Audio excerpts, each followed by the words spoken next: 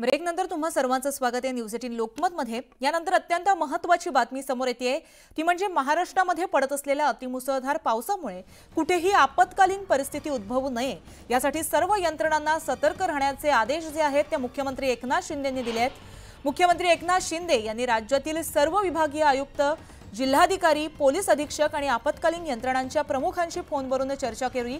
सर्व यंत्रणांना सतर्क राहण्याचे आदेश दिलेत। तर सह्याद्री पर्वतरांगांच्या पूर्व आणि पश्चिम उतारावर अतिमुसळधार पाऊस पडतोय।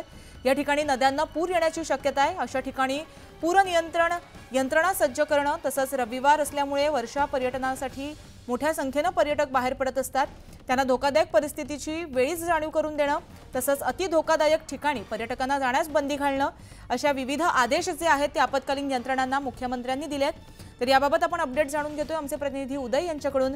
उदय, ज्या प्रकारची परिस्थिती राज्यभरामध्ये निर्माण झाली आहे, अतिमुसळधार ते मुसळधार पाऊस कोसळतोय, या पार्श्वभूमीवरती मुख्यमंत्र्यांनी महत्त्वाचे आदेश दिल्याचं कळतंय।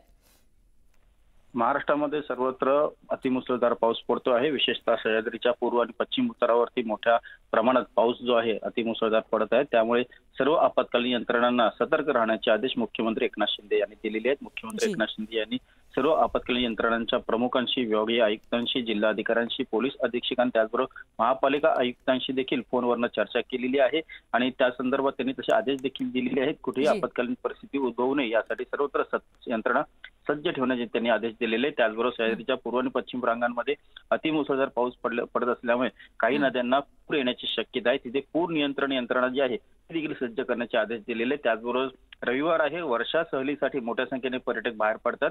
या वर्षा सहलीसाठी बाहेर पडलेल्या पर्यटक काही वेळेला अति धोकादायक परिस्थितीमध्ये स्वतः जातात आणि जीव धोक्यात घालतात। तशी परिस्थिती निर्माण होऊ नये यासाठी पोलीस यंत्रणा जी आहे बंदोबस्त वाढवण्याचे त्यांनी तिथे आदेश दिलेले आहेत। अति धोकादायक ठिकाणी पर्यटकांना जाण्यास मज्जाव करणं, बंदी घालणं आणि त्याचबरोबर पर्यटकांना योग्य मार्गदर्शन करणं यासारख्या सूचना ज्या आहेत मुख्यमंत्री एकनाथ शिंदे यांनी दिलेल्या आहेत। राज्यात आपत्कालीन परिस्थिती उद्भवू नये यासाठी सर्व आपत्कालीन यंत्रणांना 24 तास सतर्क राहण्याचे आदेश मुख्यमंत्री एकनाथ शिंदे यांनी दिलेले आहेत। बरं, याकडे लक्ष असेल, याची अंमलबजावणी कशी होईल हे सुद्धा पाहणं महत्त्वाचं ठरेल। धन्यवाद तुम्ही दिलेल्या माहितीसाठी।